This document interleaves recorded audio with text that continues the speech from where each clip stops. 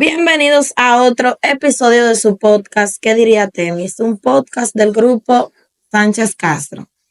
Y el tema de hoy vamos a tratarlo por un hecho ocurrido hace algunos meses en la ciudad de Juan Bosch, donde un menor de edad conducía una jipeta e impactó varias personas, incluso causándole la muerte a una de ellas. Este tema es la responsabilidad penal del menor de edad y la responsabilidad de los padres frente a hechos cometidos por sus hijos menores de edad. Bien, vamos a ver cómo a través de los años la ley ha ido cambiando y le da responsabilidad penal a los menores de edad y la responsabilidad penal y civil de los padres frente a estos hechos.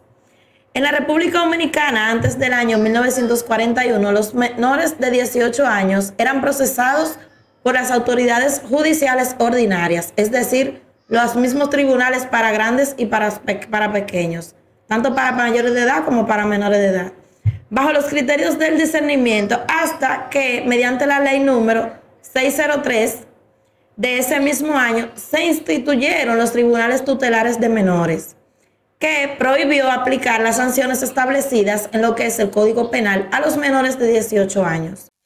Con relación al sometimiento judicial o procesamiento, el 20 de septiembre del año 1954, mediante la ley número 3938, se dispuso que el tribunal adquiría jurisdicción sobre los menores de edad desde los 8 hasta los 18 años para conocer acusaciones por crímenes o delitos y sin ninguna otra clasificación.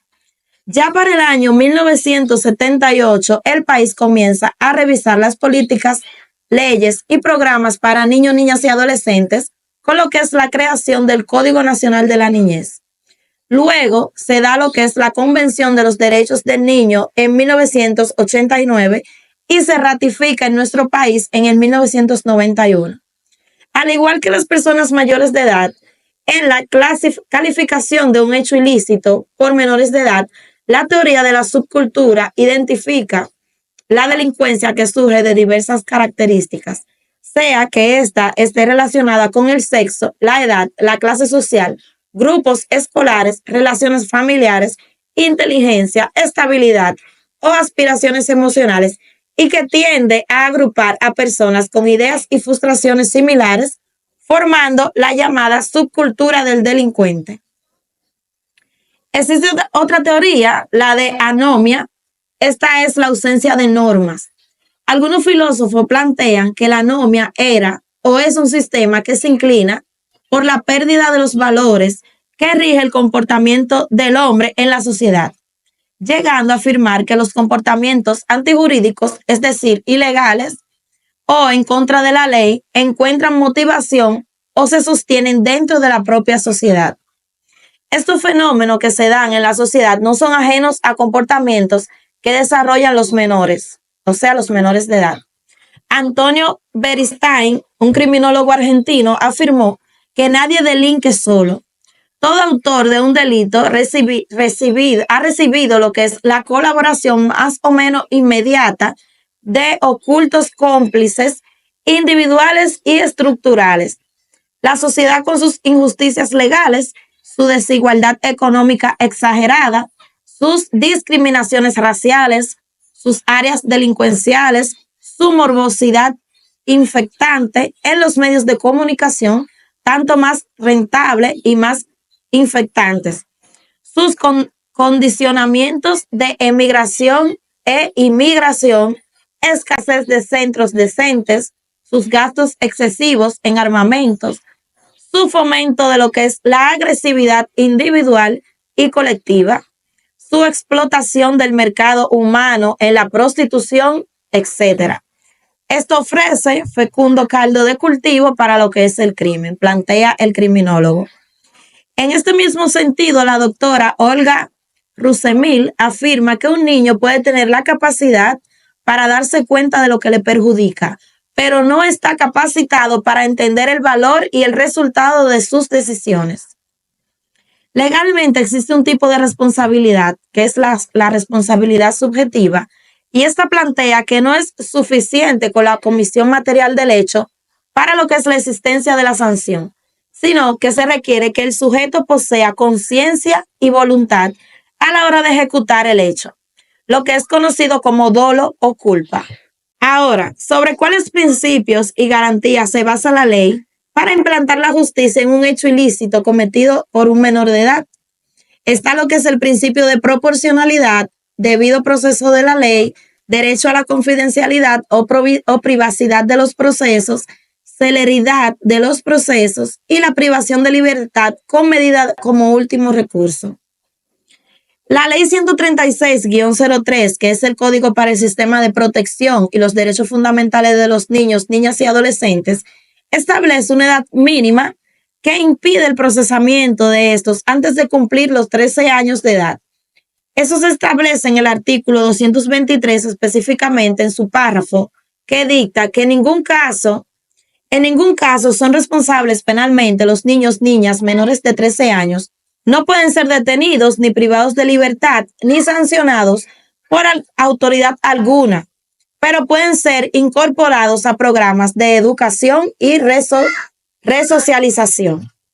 Para continuar con la aplicación de un esquema de responsabilidad penal proporcionado conforme a lo que es la edad, la parte principal del citado artículo indica que a partir de la etapa de la adolescencia, desde los 13 hasta los 15 años, y entre los 16 y 17 años, se puede aplicar sanciones que se extienden desde 1 hasta 5 y desde 1 año hasta 8 años, lo que comprueba que el sistema de responsabilidad penal de adolescentes es una realidad.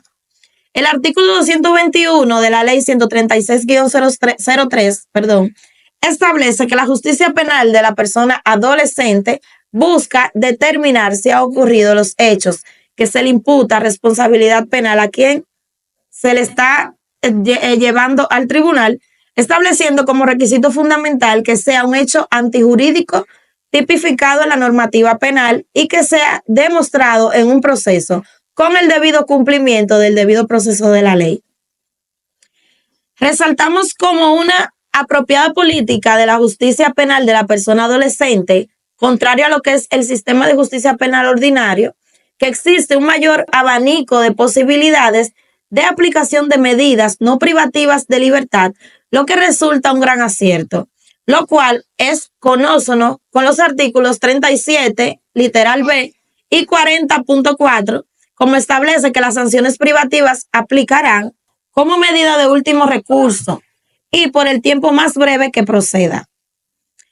Ese ha sido el espíritu de la disposición del artículo 326 de la ley número 136-03, al señalar la finalidad de la sanción es la educación, la rehabilitación e inserción social de la persona adolescente en conflicto con la ley penal, y es deber del juez encargado de la ejecución de la sanción velar porque el cumplimiento de toda sanción satisfaga dicha finalidad.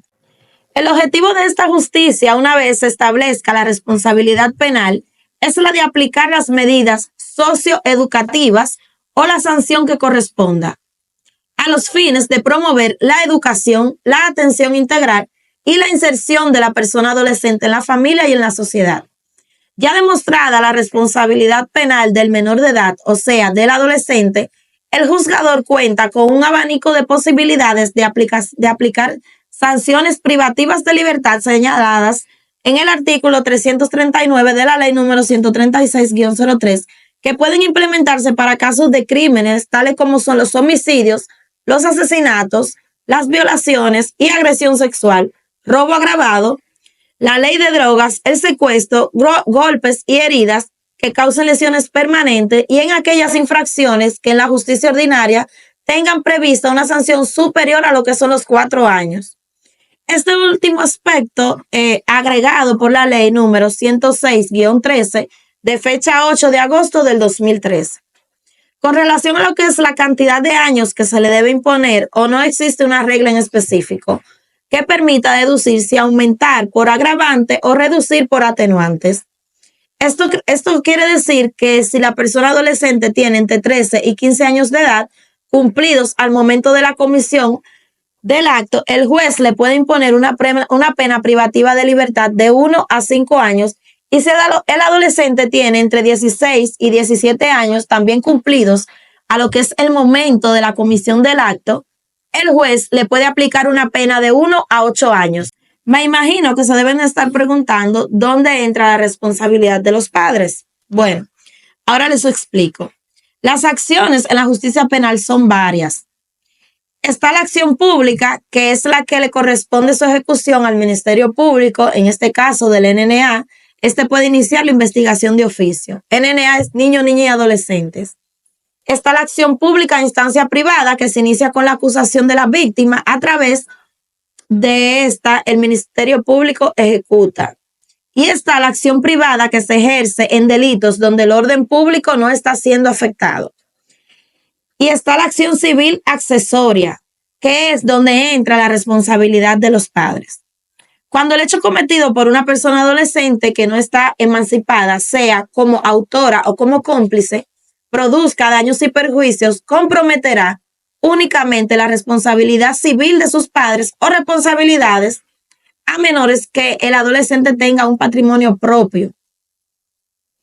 En esta acción, la parte querellante busca, o la parte acusatoria busca reclamar que se condene pagar por los daños sufridos y el perjuicio ocasionado. Esto al tribunal demostrar la falta de supervisión y vigilancia de sus hijos menores de edad, a quienes tienen bajo su guarda y custodia. Todo esto está resumido en lo que es el artículo 69 del Código de Protección del Menor, donde se plantea que el padre y la madre se presumen solidarios de los daños causados por sus hijos menores que habiten con ellos. No importa el comportamiento moral del hijo o de los padres. Solo en caso de fuerza mayor o fortuito, esta responsabilidad se desvirtúa. En este tenor, la jurisprudencia constante de nuestro país ha interpretado que para atribuir una reparación en daños y perjuicios a los padres por las acciones de sus hijos, se deben conjugar 3 elementos básicos. Primero, que la persona sea responsable del tipo penal. Segundo, que el responsable del hecho sancionable sea un menor de edad. Y tercero, la cohabitación entre el padre y el hijo, es decir, que convivan juntos. Pero, ¿por qué no puede un padre responder por el acto atípico, o sea, el hecho ilícito de su hijo?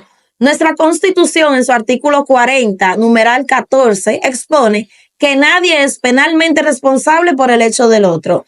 Si interpretamos este artículo y dándole una vista rápida a lo que es la Constitución comentada, donde nos explica que toda persona es responsable por el hecho, por sus propios hechos o actos, las conductas de un ciudadano que perjudica a otra persona deben ser reprochables. Nadie es responsable por el hecho del otro, por lo que solo se debe persuadir y sancionar a aquella persona que se le ha demostrado su responsabilidad frente a un ilícito penal. La culpabilidad de la persona que comete el hecho debe ser el principio, fundamento y el límite de la ley penal. Los actos dañinos dirigidos contra otras personas y que están sancionados por la ley penal obliga al Estado a identificar al responsable y ponerlo de inmediato frente a la autoridad para que ésta ponga en movimiento su facultad represiva a través de la norma penal.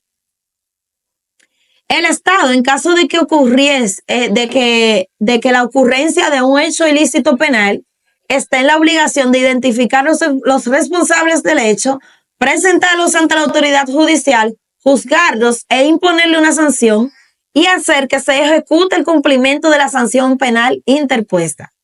Es decir, que aquí los padres no tienen responsabilidad penal, sino más bien una responsabilidad civil. Espero que este tema haya sido de todo su entendimiento y si necesitan cualquier información y cualquier otro tema, pueden escribirnos y dejarnos sus comentarios. Recuerden seguirnos en nuestras redes sociales y suscribirse al canal. Hasta un próximo episodio.